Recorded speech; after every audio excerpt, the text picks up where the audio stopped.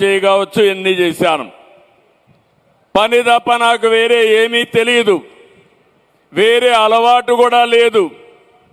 పని చేస్తే మీరు అభిమానిస్తే కొత్త ఊపు వస్తుంది. తెల్లవారితో నిద్ర లేస్తే ఏమి చేస్తే మీ జీవితాల్లో మార్పు వస్తుందో ఆలోచిస్తూ ఉంటాను. దాంతోనే నిద్ర లేస్తాను. సాయంత్రం పడుకునేటప్పుడు ఏమి చేశాను, ఎంత మేలు జరిగిందని ఆలోచించి మళ్ళీ పడుకుంటాను. నేను ఏ తప్పు చెయ్యలేదు, చెయ్యను, భవిష్యత్తులో కూడా చెయ్యను. అందుకే రాత్రి పడుకుంటే ఆనందంగా నిద్ర వస్తుంది.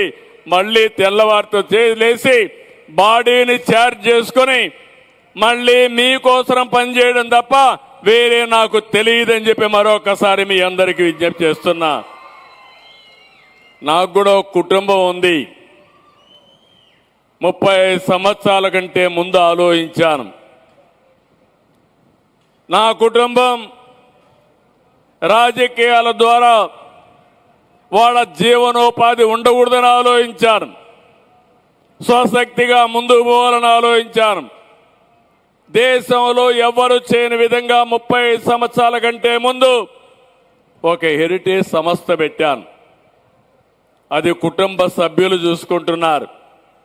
ఈరోజు నా మీద వాళ్ళు ఆధారపడరు, వాళ్ళ మీద నేను ఆధారపడే పరిస్థితి వస్తాను అప్పుడప్పుడు. ఎందుకు మీకు ఈ మాట చెప్పానంటే, ఎప్పుడైతే కుటుంబానికి ఆర్థిక స్వావలంబన ఉన్నప్పుడు ధైర్యంగా ముందుకు పోగలుగుతాం.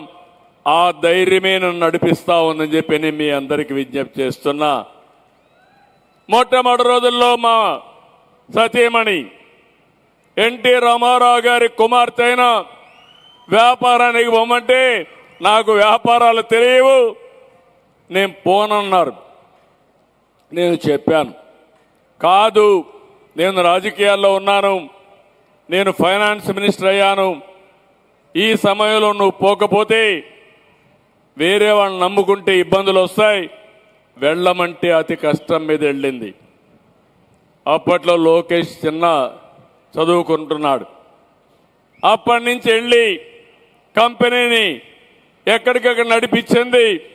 నడిపించిన తర్వాత గర్వంగా చెప్పగలుగుతున్నా, ఆవిడ చేసిన పని విధానం వల్ల ఒక్క సంవత్సరం కూడా నష్టం రాకుండా, ఎలాంటి తప్పుడు పనులు చేయకుండా, ఎలాంటి ఫేవర్స్ తీసుకోకుండా 30 సంవత్సరాలుగా హెరిటేజ్ నడుస్తూ ఉందంటే ఒక ప్రొఫెషనల్ కంపెనీగా అది ఆ కంపెనీ చూపించే సమర్థత. దాంతోనే కాదు, తెలుగుదేశం పార్టీ